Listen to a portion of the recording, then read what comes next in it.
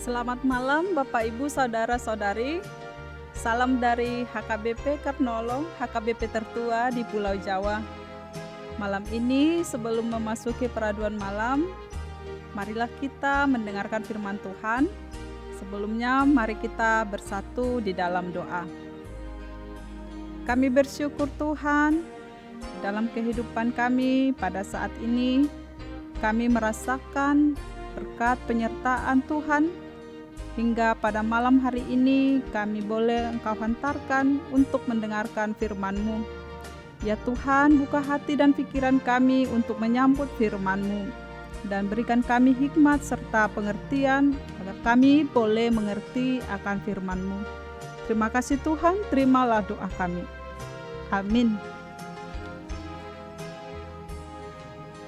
Bapak, Ibu, Saudara-saudari, firman Tuhan pada malam hari ini sesuai bacaan dalam Almanak HKBP yang tertulis dalam Ibrani 12 ayat 3 sampai ayat 13 dan yang menjadi ayat pembimbing renungan dari ayatnya yang ke-11. Beginilah firman Tuhan. Memang tiap-tiap ganjaran pada waktu ia diberikan tidak mendatangkan sukacita, tapi duka cita. Tetapi kemudian ia menghasilkan buah kebenaran yang memberikan damai kepada mereka yang dilatih olehnya. Didikan Tuhan untuk kebaikan kita. Sahabat renungan malam Shalom, tidak ada jalan pintas untuk meraih atau mendapatkan sesuatu yang sifatnya baik dan benar. Misalnya seorang atlet, untuk memenangkan suatu pertandingan, ia harus mempersiapkan diri dengan baik, dengan tekun dan rajin berlatih, serta menjaga kesehatannya. Juga seorang petani, untuk menuai hasil yang baik, ia harus menanam, ia harus merawat tanamannya hingga saat menuai. Dan banyak lagi pencapaian-pencapaian yang ingin kita peroleh dalam kehidupan kita. Banyak yang harus kita raih dalam hidup kita, tergantung di mana kita dan apa yang ingin kita raih. Semua pencapaian itu tentu tidak terlepas dari usaha kita, kemampuan kita, etos kerja keras kita, serta waktu dan pengorbanan dari diri kita sendiri. Pada dasarnya, dalam suatu pencapaian dalam hidup ini, kita diperhadapkan dengan dua pilihan, yaitu berhasil dan gagal. Akan tetapi, kita harus paham dengan kata ini, yaitu berhasil dan gagal. Berhasil atau sukses adalah suatu pencapaian, titik pencapaian itu. Sedangkan gagal adalah proses pencapaian, dan ini bukan akhir pencapaian. Bapak, Ibu, Saudara-saudari, sedikit berkaca pada seorang ilmuwan yaitu Thomas Alva Edison. Pada masa kecilnya, ia selalu mendapat nilai buruk dari gurunya. Sehingga gurunya sering memarahi dia dan teman-temannya selalu mengejeknya. Dia dianggap murid yang bodoh. Dia dianggap murid yang tidak layak untuk mengikuti proses pembelajaran sebagaimana teman-teman di sekitarnya. Dan akhirnya ia harus dikeluarkan dari sekolahnya. Oleh karena itu, ibunya Thomas Alva Edison mengajar dia di rumah, dan Thomas pun dengan leluasa membaca buku-buku ilmiah dewasa dan memulai sesuatu percobaan ilmiah sendiri di rumahnya dan pada akhirnya ibunya membangunkan dia sebuah laboratorium kecil. Sang ibu tidak pernah berhenti membimbing dan mendidik Thomas. Thomas melakukan banyak percobaan-percobaan untuk menciptakan suatu temuan baru, dan kita mengenal apa yang telah ditemukan oleh Thomas dalam percobaan itu, yang dapat kita pakai, yang dapat kita gunakan, yang dapat kita manfaatkan pada saat ini, yaitu bola lampu pijar. Dikatakan bahwa sebanyak 998 kali dia mengalami kegagalan untuk penemuan benda ini. Tetapi dia tidak pernah berhenti dalam percobaannya. Dia selalu tekun untuk mencapai tujuannya, sehingga pada percobaan 999 kali akhirnya dia berhasil menemukan bola lampu pijar. Hal ini dikarenakan ia tidak berhenti dalam kegagalan itu, baik ujian keras yang diterimanya pada masa kecilnya hingga kegagalan dalam suatu temuan itu. Ia terus berusaha dengan keyakinannya yang teguh akan suatu pencapaian. Sahabat renungan malam Shalom, tidak sedikit jumlah orang bersaksi bahwa untuk mendapatkan kesuksesan semua karena didikan dari orang tuanya. Mungkinkah kita salah satu di antaranya?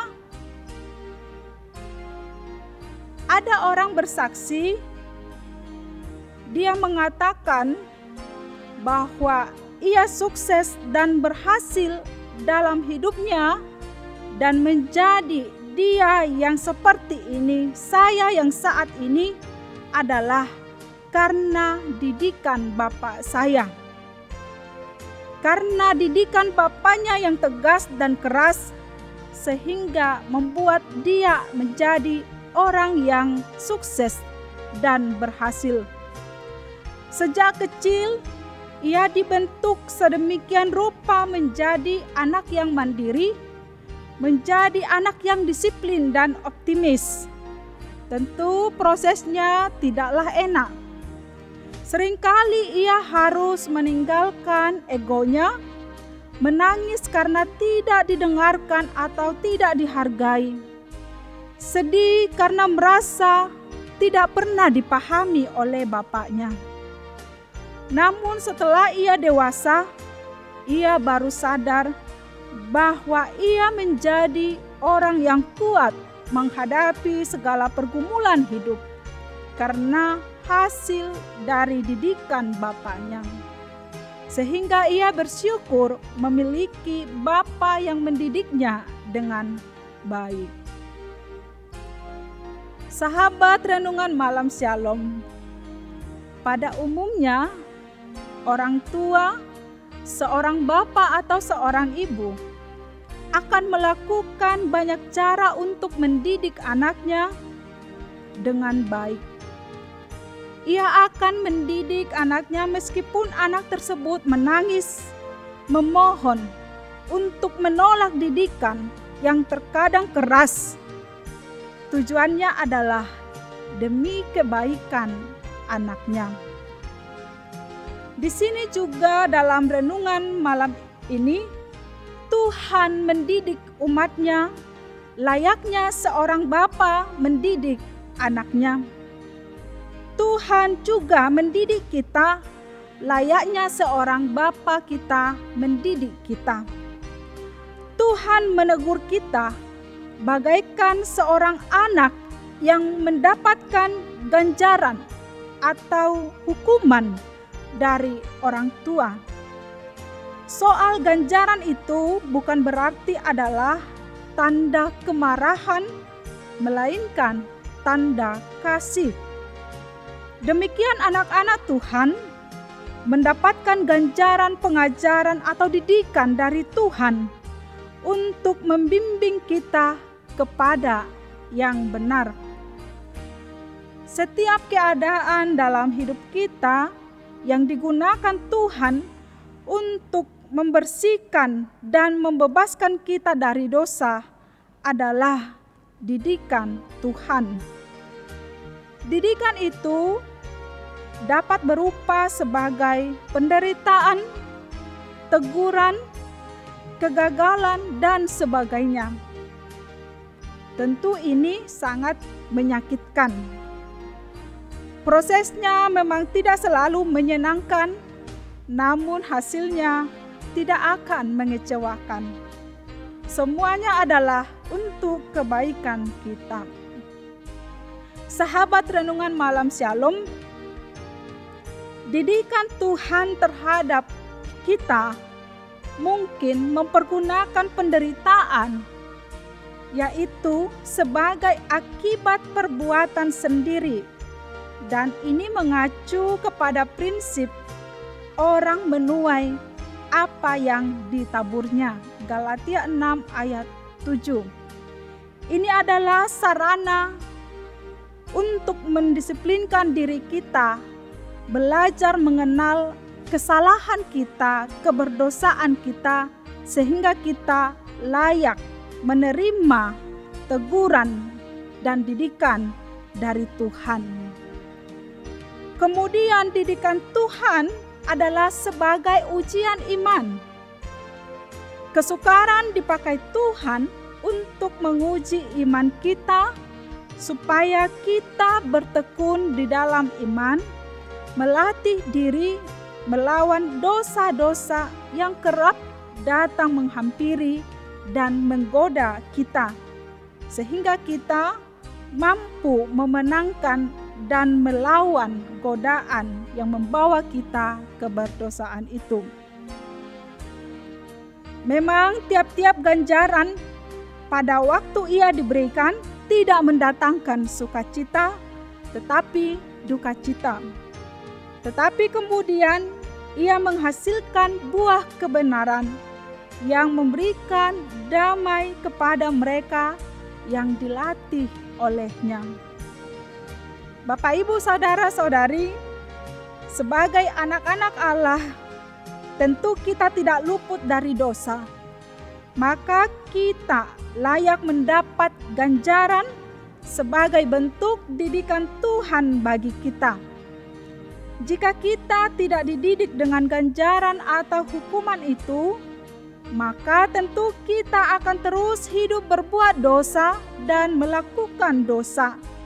Dan ini adalah celaka besar bagi kita yang mendatangkan duka cita abadi dan bukan sukacita.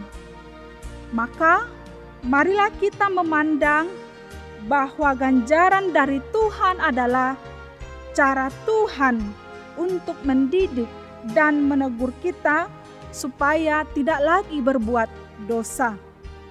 Ganjaran Tuhan adalah bukti nyata kasih Tuhan menyelamatkan kita dari dosa, kemudian menghasilkan buah kebenaran dan damai, agar kita dapat mengambil bagian di dalam kekudusan Allah dan menjadi bagian di dalam kerajaannya.